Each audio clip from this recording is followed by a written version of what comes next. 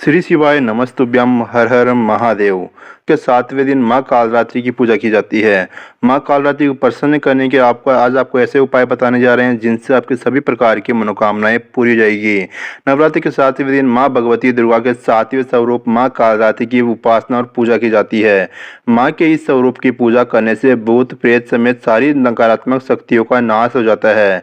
ऐसा भी माना जाता है कि माँ कालरात्रि की उपासना करने से ब्रह्मांड की सभी सिद्धि के द्वार खुल जाते हैं और सारी असुरी शक्तियां इनके नाम के उच्चारण से भयभीत होकर दूर भाग जाती है। इसलिए माँ कालरात्रि के स्मरण करने से ही दानव दैत्य राक्षस और भूत प्रेत भाग जाते हैं। ऐसा भी कहा जाता है कि जिसके ऊपर माँ कालरात्रि की कृपा हो जाए वह भय मुक्त हो जाता है। शत्रु और दुष्टों का संहार करने वाली माँ कालरात्रि की सच्चे मन से पूजा करने और प्रार्थना करने से सभी दुख दूर होने के साथ ही जीवन और परिवार में सुख शांति का वास हो जाता है। शास्त्रों के अनुसार नवरात्रि के 7वें दिन का महत्व होने के अलावा कुछ उपायों को भी बताया गया है जिनको करने से जीवन में खुशहाली और समृद्धि आने के साथ ही कलेश और परेशानियों का भी खात्मा हो जाता है। नवरात्रि के 7वें दिन घर के छोटे बच्चे हो तो उसे ताबीज अवश्य पहना दे। ताबीज के लिए काले कपड़े में पीली सरसों और टूटी सुई को डालकर उसे काले कपड़े में लपेट करे। इस तरह से बने ताबीज को बच्चे के गले में डाल दे। इस सप्तमी तिथि को काली शक्तियाँ जागृत हो जाती है जिसके बचाव के लिए प्राचीन समय से ही यह उपाय आजमाते रहे हैं। इसलिए आपको भी आपके बच्चे की ऊपर से बुरी शक्तियों का हटाने के लिए नाश करने के लिए यह उपाय अवश्य से अवश्य ही करना चाहिए। नवरात्रि के 7वें दिन माँ कालरात्रि के बीज मंत्र का जाप अवश्य करना चाहिए। बीज मंत्र का जाप आपको 1.25 लाख बार करना चाहिए। इसके बाद रात्रि जागरण करके दुर्गा सप्तशती का पाठ अवश्य करना चाहिए। इस उपाय करने से माँ सारी नकारात्मक शक्तियों को दूर करके सुख समृद्धि का आशीर्वाद देती है। ऐसी भी मान्यता है कि 1.25 लाख मंत्र का जाप करने से यह मंत्र सिद्ध हो जाता है और इसके बाद माँ कालरात्रि की माता से जो भी मनोकामना मांगते हैं वह बहुत ही जल्दी पूरी हो जाती है। देवी माँ के 108 में से कोई भी 32 नाम का जाप बहुत ही ज्यादा लाभदायक माना जाता है। इसलिए नवरात्रि की सप्तमी तिथि के दिन रात में उन 32 नामों को 108 बार जाप करना चाहिए। इस उपाय को तंत्र शास्त्र में भी बहुत ही ज्यादा लाभकारी माना गया है। ऐसा भी माना जाता है कि ऐसा करने से मनुष्य के जीवन से जो भी परेशानी चल रही थी उससे उसको मुक्ति मिलना शुरू हो जाती है। धार्मिक मान्यता है कि बल और विजय की प्राप्ति के लिए सप्तमी तिथि को माँ कालरात्रि को पेटे की बलि दी जाती है। अगर कोई भी कानूनी मामलों में फंसा हो तो उसमें विजय पाना चाहते हो तो पाने के लिए नवरात्रि के सप्तमी तिथि को दिन कालरात्रि की पूजा में पेटे का भोग अवश्य से अवश्य ही लगाए।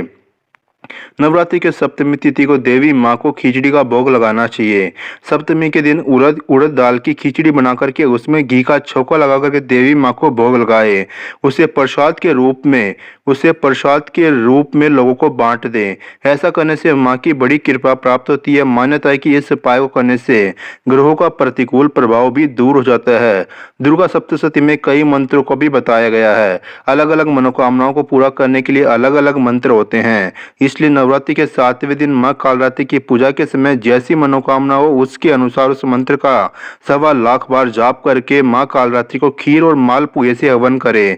ऐसा इसलिए कहा जाता है कि इस उपाय को करने से घर में धन धान्य की वृद्धि के साथ ही और नौकरी व्यापार और कारोबार में भी उन्नति होना शुरू हो जाती है। नवरात्रि के 7वें दिन पूजा करने के लिए आपको सबसे पहले कि माँ के समक्ष घी का दीपक प्रज्वलित करें। देवी को लाल फूल अर्पित करें, साथ ही गुड़ का भोग लगाए। देवी माँ के मंत्र का जाप करें या सप्तशती का पाठ अवश्य करें। फिर लगाए गए गुड़ का आधा भाग परिवार में बांट दे, बाकी आधा भाग किसी ब्राह्मण को दान कर दे। इस दिन काले रंग के वस्त्र धारण करके तंत्र मंत्र की विद्या से किसी को भी नुकसान नहीं पहुंचाना चाहिए। साथ ही आपको क्या क्या करना चाहिए ध्यान से आपको समझ लेना है। श्वेत या लाल वस्त्र धारण करके रात्रि में माँ कालरात्रि की पूजा करें। माँ के समक्ष दीपक जलाए और उन्हें गुड़ का भोग लगाए। इसके बाद 108 बार नरवाण मंत्र पढ़ते जाए और एक एक लौंग चढ़ाते जाए। इस उपाय को करने से आपके विरोधी शांत होते हैं और आपकी मनोकामना शीघ्र से शीघ्र पूरी हो जाती है। यह उपाय बहुत ही लाभदायक बहुत ही ज्यादा चमत्कारी उपाय है।